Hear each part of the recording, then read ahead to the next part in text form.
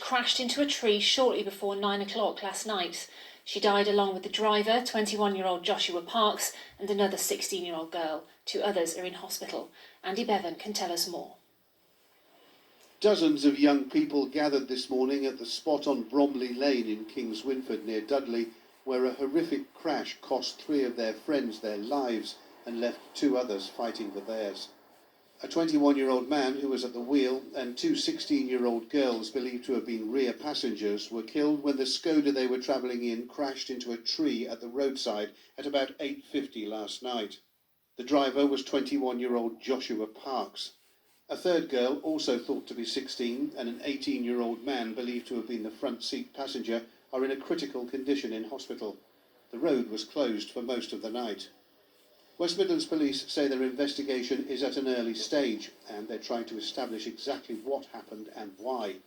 In their initial statement, they said police had seen the vehicle moments earlier but did not speak with the occupants or pursue it. But they later amended that to say there was a police car in the vicinity of the collision, but at this stage it's not known if there was any interaction with the Skoda. This will form part of our investigation. Late last night, a parked police vehicle was removed from just behind the crashed Skoda and taken away on a low loader. This morning, the force told ITV News that they've notified the Independent Office for Police Conduct of the incident. But this evening, the IOPC said the matter has now been formally referred to them. Meanwhile, a steady stream of grieving families and friends, all too distressed to speak on camera, have spent the day placing tributes to the 3 young people who died and anxiously waiting for news about the 2 who are still fighting to survive. Andy Bevan, ITV News. Next, tonight, Walsall has been placed at Tier 2 on the government's new coronavirus traffic light alert system, joining Sandwell, Birmingham, Wolverhampton and Solihull in having tougher control measures. It means 2 households can no longer mix indoors, whereas previously meeting in a pub or a restaurant was allowed. Callum Watkinson has been hearing what the changes mean for one family, which is split between Walsall and Worcester. You miss your nanny? Does nanny miss you? Families across the West Midlands, with its patchwork of towns and villages at different alert levels, are today trying to make sense of the new 3-tier system that has just come into force. For 19-month-old Arlo in Worcester, it means his nanny, who lives in Walsall, can no longer meet him indoors. With winter approaching, that will most likely mean a lot more of this.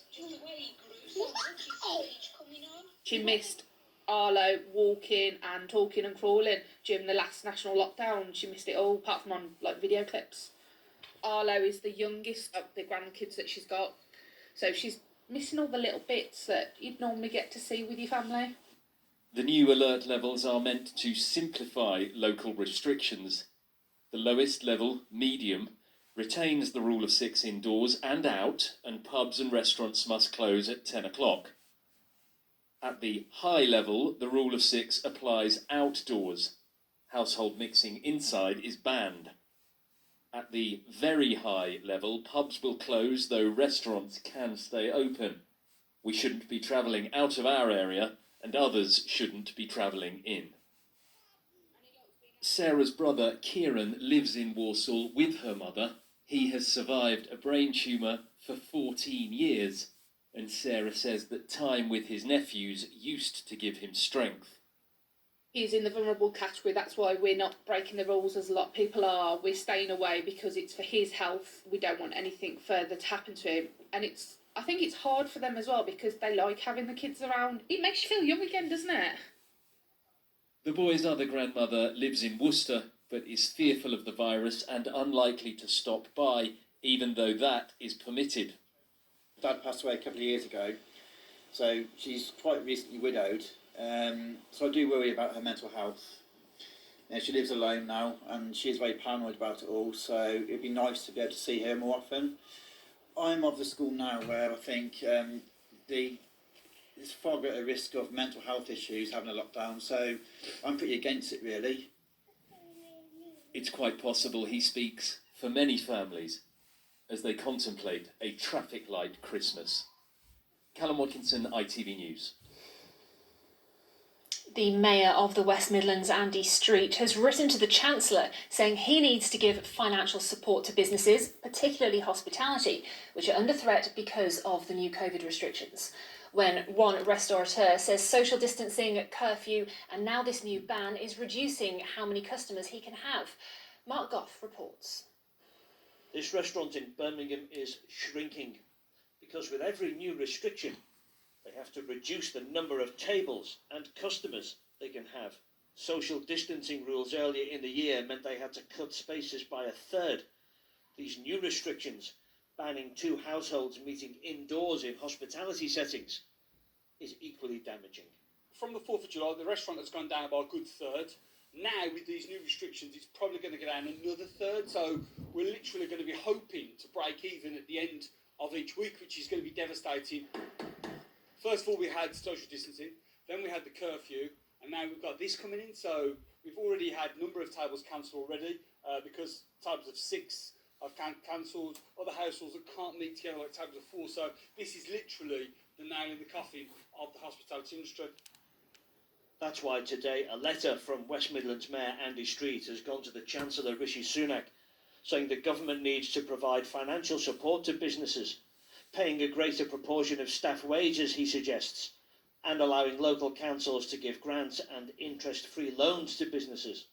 And a statement today from the city's MPs, councillors, business leaders and the union Unite says much the same, that these new restrictions will have a detrimental effect on the region's already fragile economy, and the region needs financial help to ensure businesses, particularly hospitality, still exist when the restrictions end. With the new Tier 2 level of restrictions, it means restaurants, pubs will be seeing less customers. That's inevitable. So I'm saying to the Chancellor, even though they're not forced to close, you need to come to their support. Without money to get them over this hump, the future of this business is perilous. It's going to last, 3, 4, 6 weeks? There's only so long we still continue to pay people without the proper sort of income coming into the restaurant. The need for action is urgent. Mark Goff, ITV News. A university student has been convicted of killing a 72-year-old man in Birmingham. Rhys Reynolds, who's 20 and from King's Standing, assaulted Tony McCorry in his home in Sutton Coldfield last December after helping him get home from a local pub. Mr McCorry suffered serious injuries to his head, neck and chest and later died from a heart attack. Reynolds will be sentenced next month. 25 used coronavirus testing kits have mistakenly been given out to people living in Birmingham. It happened during a drop and collect activity in Selly Oak yesterday. The City Council says none of these tests were reused and said there's no risk of contamination. They said the incident is being fully reviewed. Now, the Wolverhampton Hair Salon has joined calls for all hairdressing trainees to learn how to cut and style afro hair as a mandatory part of their course. Stylists at Marie's Hair and Beauty Salon say the lack of training means black people can often struggle to find suitable salons. A petition calling on the UK hair industry to better educate new stylists in textured hair has gathered over 18,000 signatures. Mainly the hairdressers who are going to college or who does hairdressing, they're not trained how to do black people hair. So if they don't have a professional black hairdresser in any other hair salon, people struggle a lot. Time now to take a look at the weather.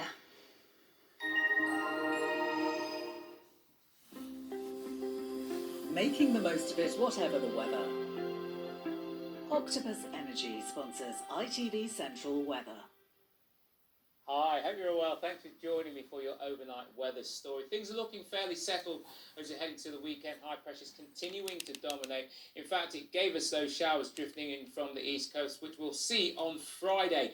Those showers, though, could band together to form a more uniform band of rain on Friday, but a good part of the day is going to be generally dry and bright. What you'll notice about Friday and Saturday is always going to feel fairly chilly. Generally settled, but certainly feeling fairly chilly.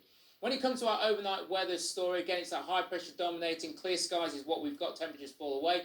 Maybe seeing just a touch of mist starting to develop as temperatures dip down to mid-single figures.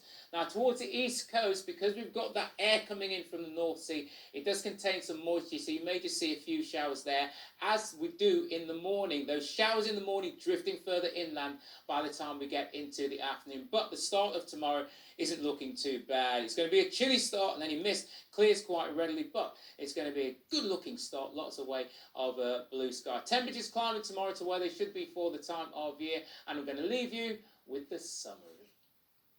Octopus Energy sponsors ITV Central Weather. Well, that's all from us. There's more on our website, itv.com/central. Enjoy the rest of your evening. Good night.